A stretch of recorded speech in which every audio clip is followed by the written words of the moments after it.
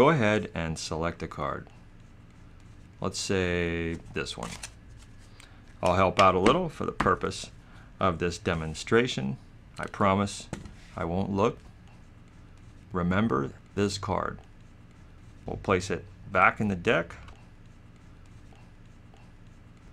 so you can see, I can see.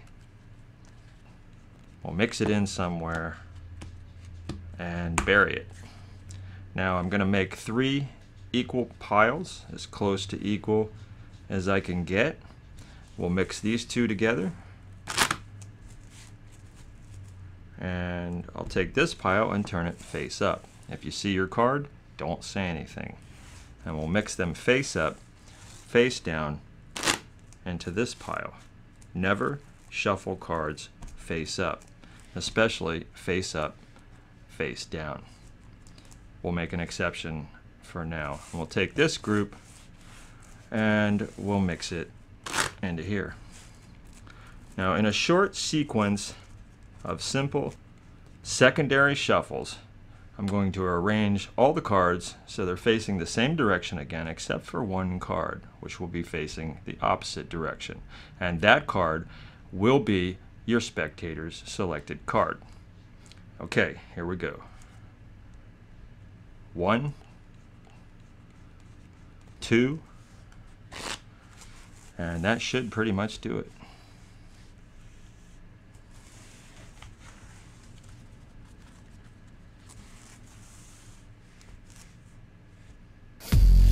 I hope you enjoyed that. This routine is based on the classic card trick called Triumph. There are many versions with many different methods of achieving the same effect. This version is one I put together, and I'm going to show you how to do it. But first, just remember, if you don't want to know the secrets, then watch no further. Because once you do know, you can't unknow. We'll give a couple seconds for those who don't want to know. Okay, this routine uses a normal deck of 52 cards. No gimmick cards, and you're clean at the end. The secret is in the handling, including a simple card control and block control. And there's a secret setup in the beginning that only takes a few seconds to do. So here's the setup. Pick off about 1/3 of the bottom cards from a shuffled deck and reverse them so they're facing up. Actually, a little less than 1/3. It works best with about 15, 16 cards. Prior to doing that, condition the deck by bending it just a little, like so. Backs towards you and bend in. If your cards are used and randomly all bent up already, then bend, do a cut about halfway, and bend again. This will ensure that all your cards have an unnoticeable slight bend in the same direction. You'll understand why as we go through the routine. So this is the secret setup, and you're ready to go. Fan the cards for selection, holding back your secret block. Here's a tip. Spectators sometimes like to choose from a clump of cards, so give them a little clump of cards right there. They'll dig into that so they don't dig in here. Manipulating someone into selecting a card from only 2/3 of a deck is not that difficult if you're focused. So a card is selected.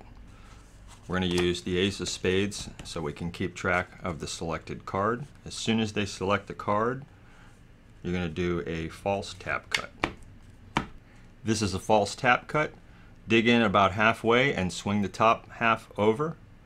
Bring it out, turn it sideways, tap on this, drop, bring this over, and drop on top. Nothing has happened. It looks like you cut the deck, but you didn't. Now, speed is involved here. You want to go fast here, tap, and then go slow, drop, and drop. This gives the illusion that the cards are being cut and helps hide your block. So, someone selects a card, you immediately do a false tap cut, pick up the cards, and as you're squaring them up, you can see when you hold them here, that break is going to open up. This is where your block is. They're facing the other way. So as you're squaring up, you're going to get a pinky break in that spot right there. Retrieve the selected card from your spectator, promising not to look, and place the card above the break. You don't want to place it below there, because if you tilt this way, it's going to look look funny. So you want to go in on top. I usually push a couple cards out, kind of like a Marlowe tilt. Push a few cards out, looks like you're trying to squeeze it in, and then slide it right there. As soon as it slides in, put your hand over to slide it in, and you're going to push the cards together, get rid of the break, slide that card in. So now you can bring it like this and show the card. Don't flash the bottom. Next, square the cards like this. You're going to come over here and you're going to slide that card in, and as you do, you're going to push down slightly, and as you push it in, you're going to catch another break right there. So now you have your block of cards and the selected card reversed on top, and now you have the break there. Begin cutting chunks of cards from the top part and laying them down on the table. The more packs you can do and the more blue backs they see, the more convincing it is that you don't have a block of reversed cards. When you get to this last one, this is your selected card and your block, drop the whole block on top. Do not let it spread apart. Hold them really tight, drop them, square the cards up. Next, we're going to make 3 piles.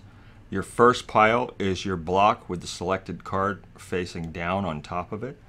You can see we have a natural break there where they're separated back to back, and they're bent opposite directions.